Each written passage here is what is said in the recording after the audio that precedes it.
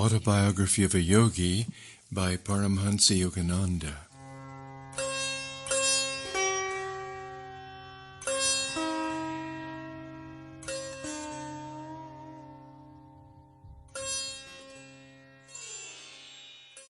Chapter 4. My interrupted flight toward the Himalayas. Leave your classroom on some trifling pretext and engage a hackney carriage. Stop in the lane where no one in my house can see you. These were my final instructions to Amar Mitar, a high school friend who planned to accompany me to the Himalayas. We had chosen the following day for our flight. Precautions were necessary, as Ananta exercised a vigilant eye. He was determined to foil the plans of escape which, he suspected, were uppermost in my mind. The amulet, like a spiritual yeast, was silently at work within me. Amidst the Himalayan snows, I hoped to find the master whose face often appeared to me in visions. The family was living now in Calcutta, where father had been permanently transferred. Following the patriarchal Indian custom, Ananta had brought his bride to live in our home, now at 4 Gurpar Road. There, in a small attic room, I engaged in daily meditations and prepared my mind for the divine search. The memorable morning arrived with inauspicious rain. Hearing the wheels of Omar's carriage in the road, I hastily tied together a blanket, a pair of sandals, Lahiri Mahashai's picture, a copy of the Bhagavad Gita, a string of prayer beads, and 2 loincloths. This bundle I threw from my 3rd-story window. I ran down the steps and passed my uncle buying fish at the door. "What is the excitement?"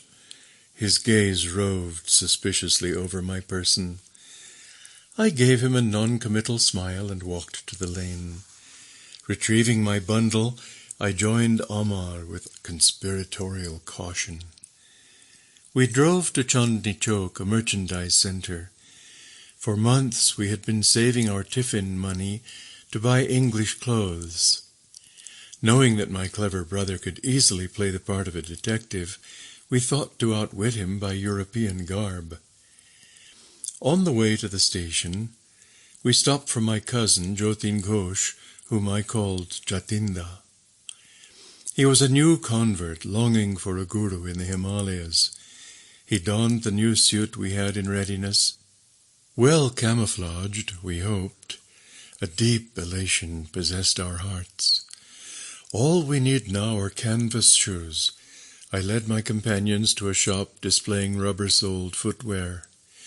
Articles of leather gotten only through the slaughter of animals must be absent on this holy trip. I halted on the street to remove the leather cover from my Bhagavad Gita and the leather straps from my English-made sola topi or helmet. At the station we bought tickets to Burdwan, where we planned to transfer for Hardwar in the Himalayan foothills. As soon as the train, like ourselves, was in flight, I gave utterance to a few of my glorious anticipations.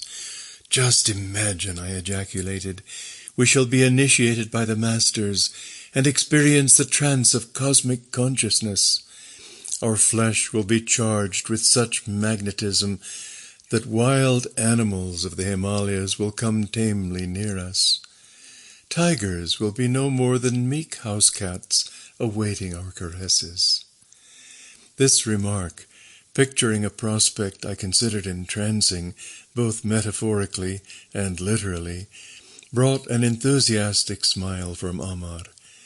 But Jatinda averted his gaze, directing it through the window at the scampering landscape. "Let the money be divided in 3 portions." Jatinda broke a long silence with the suggestion. "Each of us should buy his own ticket to Burdwan. Thus no one at the station will surmise that we are running away together." I unsuspectingly agreed. At dusk our train stopped at Burdwan. Jatinda entered the ticket office, Amar and I sat on the platform. We waited 15 minutes, then made unavailing inquiries. Searching in all directions, we shouted Jatinda's name with the urgency of fright. But he had faded into the dark unknown surrounding the little station. I was completely unnerved, shocked to a peculiar numbness, that God would countenance this depressing episode. The romantic occasion of my first carefully planned flight after him was cruelly marred. Amar, we must return home. I was weeping like a child. Jatinda's callous departure is an ill omen. This trip is doomed to failure. Is this your love for the Lord? Can't you stand the little test of a treacherous companion? Through Amar's suggestion of a divine test, my heart steadied itself. We refreshed ourselves with famous Burdwan sweetmeats, Sita Bhog, food for the goddess, and motichur, nuggets of sweet pearl. In a few hours we entrained for Hardwar via Bareilly. Changing trains at Mughal Sarai, we discussed a vital matter as we waited on the platform. Amar, we may soon be closely questioned by railroad officials. I am not underrating my brother's ingenuity. No matter what the outcome, I will not speak untruth. All I ask of you, Mukunda, is to keep still. Don't laugh or grin while I am talking. At this moment, a European station agent accosted me. He waved a telegram whose import I immediately grasped. Are you running away from home in anger? No. I was glad his choice of words permitted me to make an emphatic reply. Not anger, but divinest melancholy was responsible, I knew, for my unconventional behavior. The official then turned to Amar. The duel of wits that followed hardly permitted me to maintain the counseled stoic gravity. Where is the third boy? The man injected a full ring of authority into his voice. Come on, speak the truth. Sir, I notice you are wearing eyeglasses. Can't you see that we are only two? Amar smiled impudently. I am not a magician. I can't conjure up a third companion. The official, noticeably disconcerted by this impertinence, sought a new field of attack. What is your name? I am called Thomas.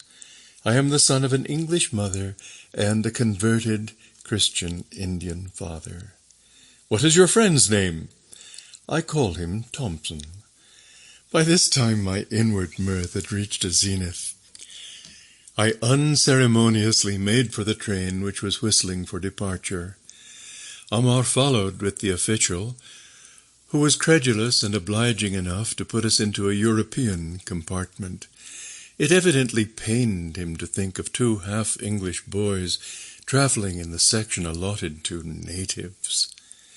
After his polite exit, I lay back on the seat and laughed uncontrollably. My friend wore an expression of blithe satisfaction at having outwitted a veteran European official. On the platform I had contrived to read the telegram.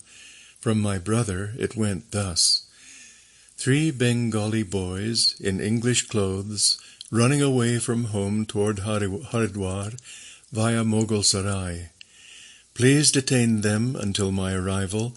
Ample reward for your services. Amar, I told you not to leave marked timetables in your home. My glance was reproachful. Brother must have found out there. My friend sheepishly acknowledged the thrust. We halted briefly in Bareilly, where Dwarka Prasad awaited us with a telegram from Ananta. My old friend tried valiantly to detain us. I convinced him that our flight had not been undertaken lightly. As on a previous occasion, Dwarka refused my invitation to set forth to the Himalayas. While our train stood in a station that night, and I was half asleep, Amar was awakened by another questioning official. He, too, fell a victim to the hybrid charms of Thomas and Thompson. The train bore us triumphantly into a dawn arrival at Hardwar. The majestic mountains loomed invitingly in the distance. We dashed through the station and entered the freedom of city crowds. Our first act was to change into native costume, as Ananta had somehow penetrated our European disguise. A premonition of capture weighed on my mind. Deeming it advisable to leave Hardwar at once, we bought tickets to proceed north to Rishikesh, a soil long hallowed by feet of many masters. I had already boarded the train, while Amar lagged on the platform. He was brought to an abrupt halt by a shout from a policeman. Our unwelcome guardian escorted us to a station bungalow and took charge of our money. He explained courteously that it was his duty to hold us until my elder brother arrived. Learning that the truant's destination had been the Himalayas, the officer related a strange story. "I see you are crazy about saints. You will never meet a greater man of God than the one I saw only yesterday. My brother officer and I first encountered him 5 days ago. We were patrolling by the Ganges on a sharp lookout for a certain murderer. Our instructions were to capture him alive or dead. He was known to be masquerading as a sadhu in order to rob pilgrims. A short way before us, we spied a figure which resembled the description of the criminal. He ignored our command to stop. We ran to overpower him. Approaching his back, I wielded my axe with tremendous force. The man's right arm was severed almost completely from his body. Without outcry or any glance at the ghastly wound, the stranger, astonishingly, continued his swift pace. As we jumped in front of him, he spoke quietly. "I am not the murderer you are seeking." I was deeply mortified to see I had injured the person of a divine-looking sage. Prostrating myself at his feet, I implored his pardon and offered my turban cloth to staunch the heavy spurts of blood. "Son, that was just an understandable mistake on your part." The saint regarded me kindly. "Run along and don't report yourself. The beloved mother is taking care of me." He pushed his dangling arm into its stump, and lo, it adhered. The blood inexplicably ceased to flow. "Come to me under yonder tree in 3 days, and you will find me fully healed. Thus you will feel no remorse." Yesterday, my brother officer and I went eagerly to the designated spot. The sadhu was there and allowed us to examine his arm. It bore no scar or trace of hurt. "I am going via Rishikesh to the Himalayan solitudes." He blessed us as he departed quickly. "I feel that my life has been uplifted through his sanctity." The officer concluded with a pious ejaculation. His experience had obviously moved him beyond his usual depths. With an impressive gesture, he handed me a printed clipping about the miracle.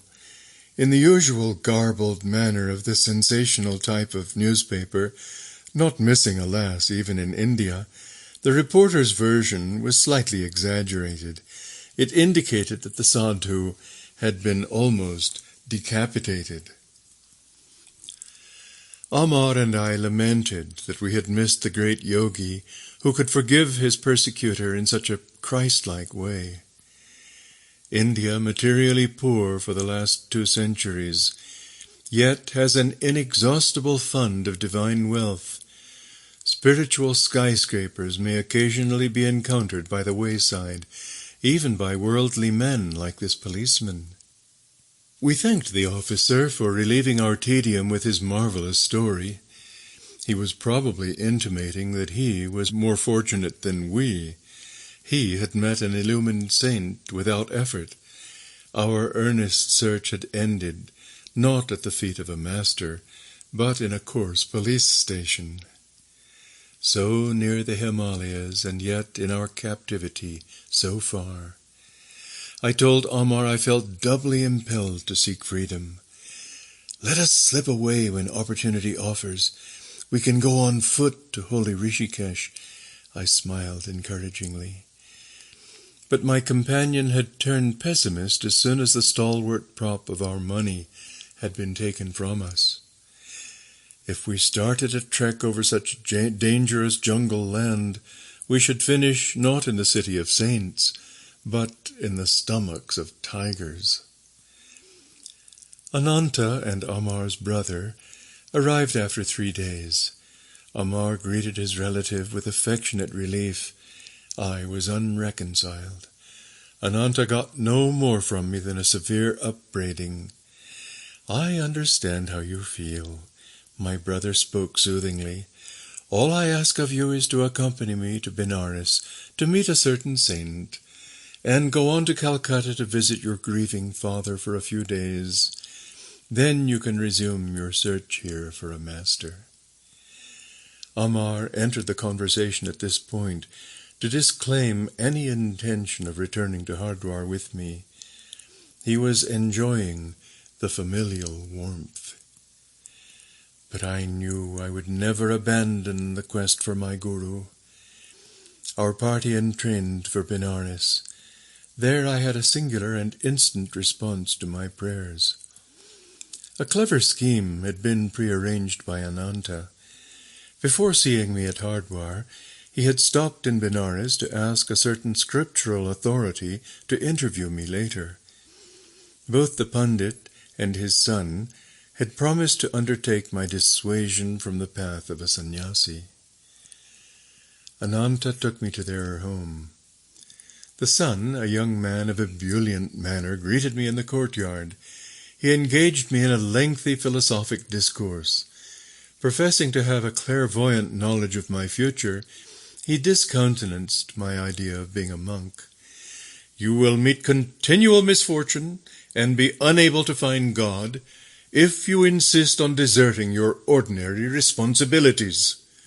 You cannot work out your past karma without worldly experiences. Krishna's immortal words rose to my lips in reply.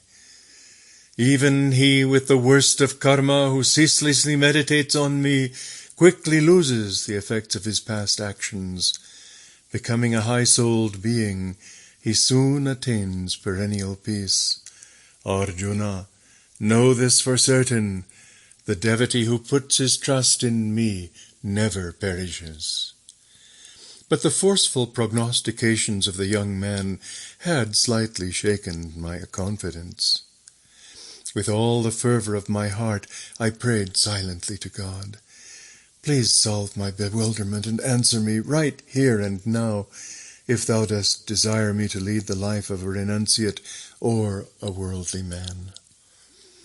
I noticed a sadhu of noble countenance standing just outside the compound of the Pandit's house. Evidently he had overheard the spirited conversation between the self-styled clairvoyant and myself, for the stranger called me to his side. I felt a tremendous power flowing from his calm eyes. Son, don't listen to that ignoramus. In response to your prayer, the Lord tells me to assure you that your sole path in this life is that of the renunciate. With astonishment as well as gratitude, I smiled happily at this decisive message. Come away from that man!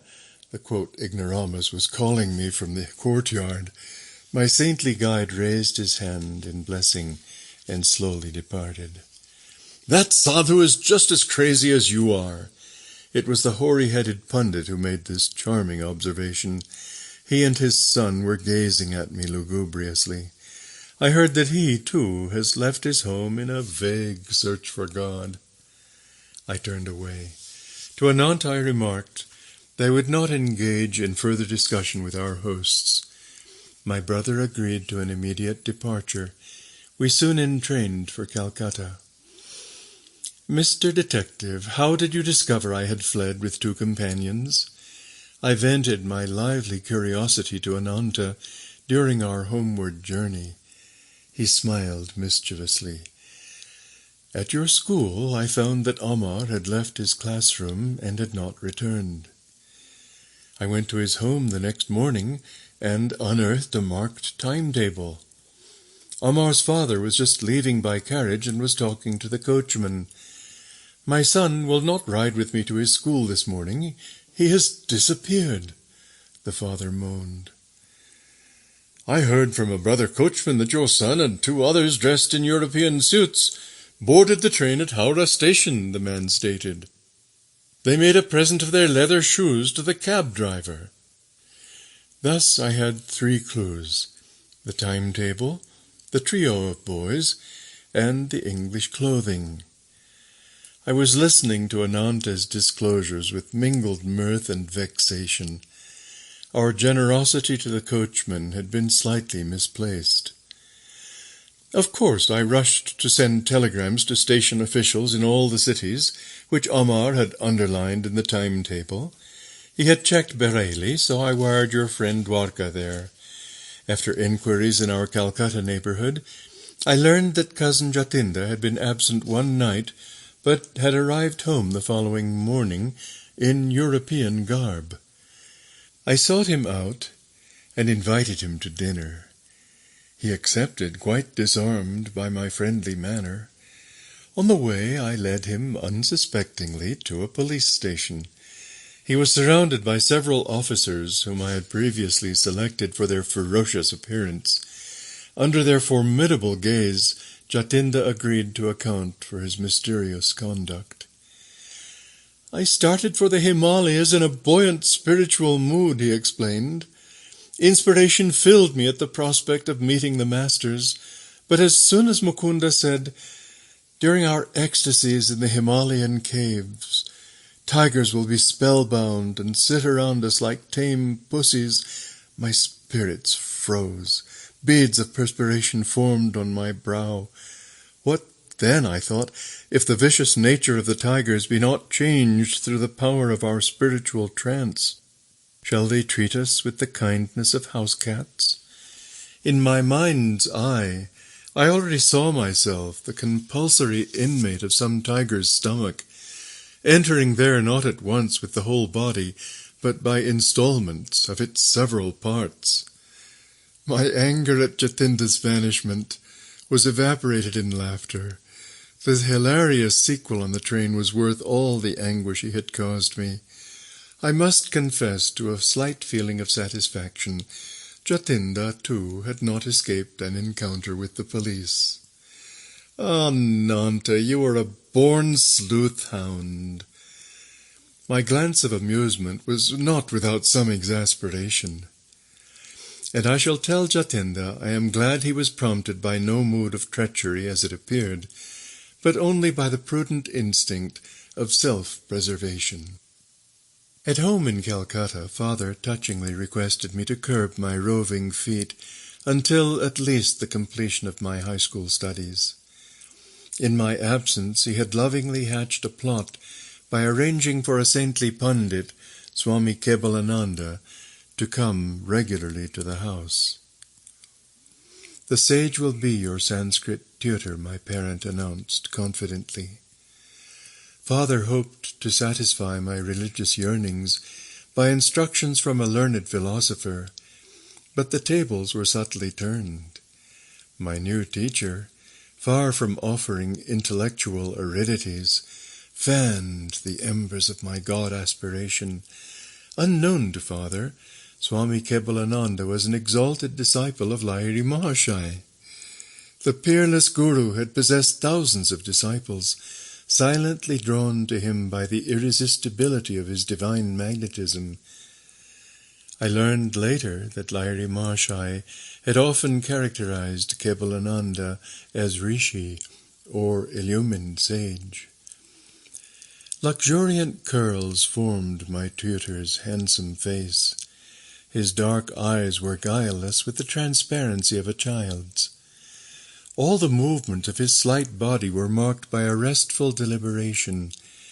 Ever gentle and loving, he was firmly established in the infinite consciousness. Many of our happy hours together were spent in deep Kriya meditation. Capitolul was a noted authority on the ancient Shastras or sacred books.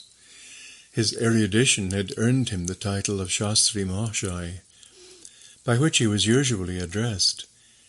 But my progress in Sanskrit scholarship was unnoteworthy. I sought every opportunity to forsake prosaic grammar and to talk of yoga and of Lahiri Mahashai. My tutor obliged me one day by telling me something of his own life with the Master. Rarely fortunate, I was able to remain near Lahiri Mahashai for 10 years. His Benares home was my nightly goal of pilgrimage. The Guru was always present in a small front parlour on the first floor. As he sat in lotus posture on a backless wooden seat, his disciples garlanded him in a semicircle. His eyes sparkled and danced with the joy of the divine. They were ever half closed, peering through the inner telescopic orb into a sphere of eternal bliss. He seldom spoke at length. Occasionally his gaze would focus on a student in need of help. Healing words poured then like an avalanche of light. An indescribable peace blossomed within me at the Master's glance.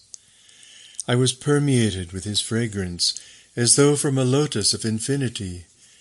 To be with him, even without exchanging a word for days, was experience which changed my entire being. If any invisible barrier rose in the path of my concentration, I would meditate at the Guru's feet. There, the most tenuous states came easily within my grasp. Such perceptions eluded me in the presence of lesser teachers. The Master was a living temple of God, whose secret doors were open to all disciples through devotion. Lahiri Mahashai was no bookish interpreter of the scriptures. Effortlessly he dipped into the divine library. Foam of words and spray of thoughts gushed from the fountain of his omniscience. He had the wondrous clavis, which unlocked the profound philosophical science embedded ages ago in the Vedas. If asked to explain the different planes of consciousness mentioned in the ancient texts, he would smilingly assent. I will undergo those states and presently tell you what I perceive.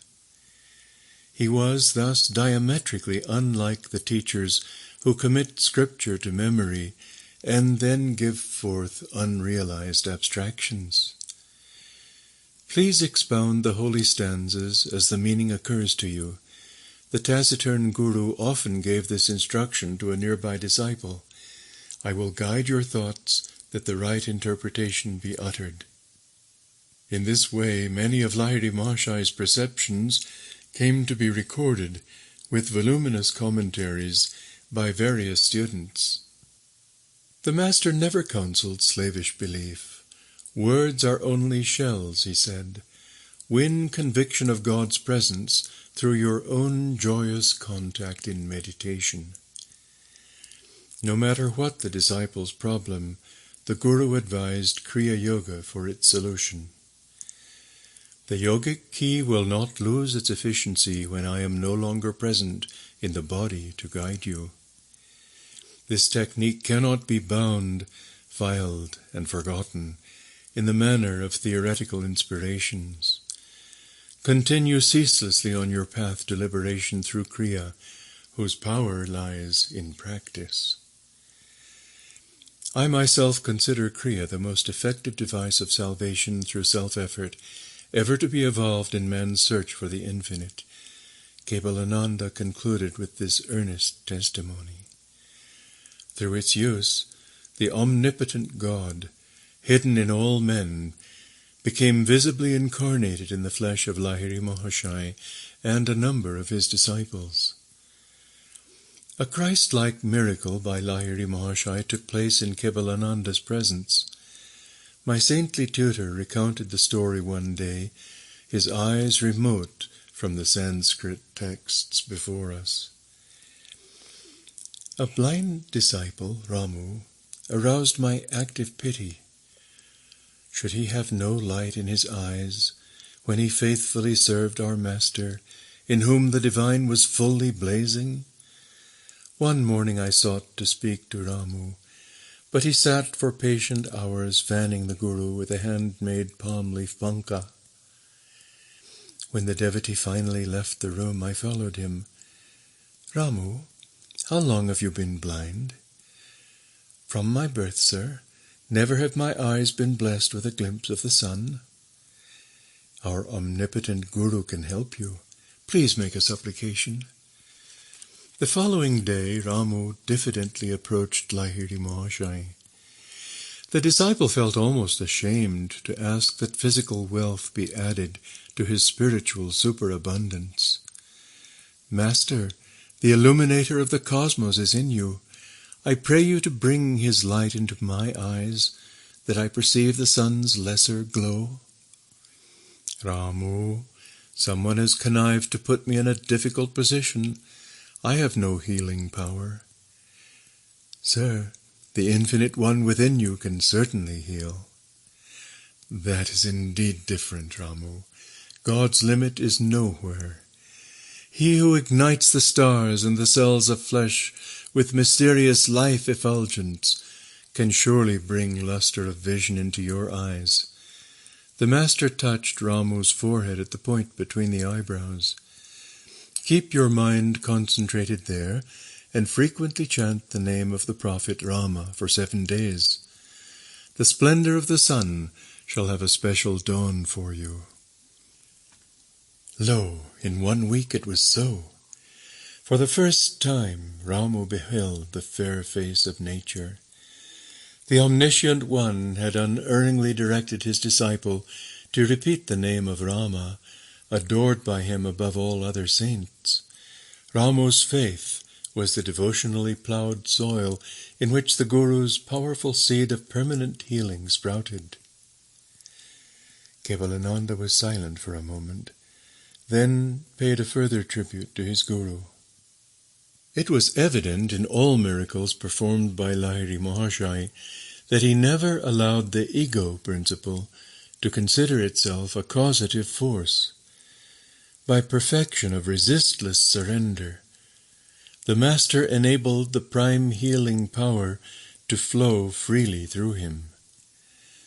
The numerous bodies which were spectacularly healed through Lahiri Mahashai eventually had to feed the flames of cremation, but the silent spiritual awakenings he effected, the Christ-like disciples he fashioned, are his imperishable miracles. I never became a Sanskrit scholar. Capitolul taught me a diviner syntax.